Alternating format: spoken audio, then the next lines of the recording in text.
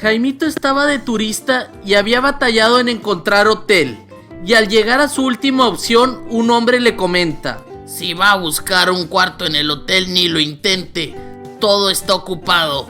El único disponible es un cuarto compartido y están locos. Prefiero dormir en la calle. Desafortunadamente, por las vacaciones, todos los cuartos del pueblo están ocupados. Demonios, realmente estoy muy cansado. Muchas gracias por la advertencia, señor. Déjame hablo de todos modos con el recepcionista. Bienvenido al Hotel Tecojorita. ¿En qué puedo ayudarlo? He estado recorriendo todo el pueblo y no he encontrado una sola habitación. Me preguntaba si tienes algo disponible para esta noche. Déjeme ver qué dice el sistema. Perfecto, aquí hay una. La única habitación disponible que tengo es una compartida, pero le tengo que advertir, la persona con la que compartiría el cuarto ronca muchísimo. Difícilmente podrá conciliar el sueño. ¿Sabe qué? No me importa compartir cuarto, deme esa, me la llevo. Y el botones le indicó a Jaimito cuál era su cuarto compartido.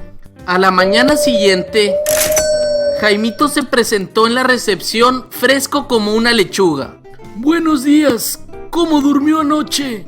Fíjate que tenía tiempo de no dormir tan rico y tan bien. Muchísimas gracias por la habitación. Y lo mejor es que me salió mucho más económico. ¿Pero no tuvo problema con su compañero de cuarto y sus ronquidos? Usted es el primer cliente que no se queja de esa persona.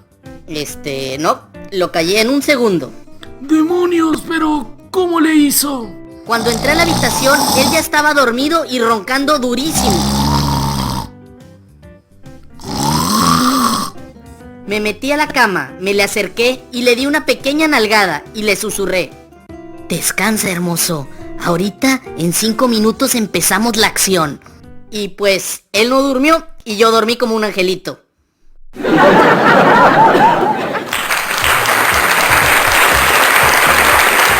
Amigos, si te gustó este video me ayudarías mucho compartiéndolo y regalándome un pulgar arriba. No olvides activar las notificaciones del canal de Red Mau picándole a la campana.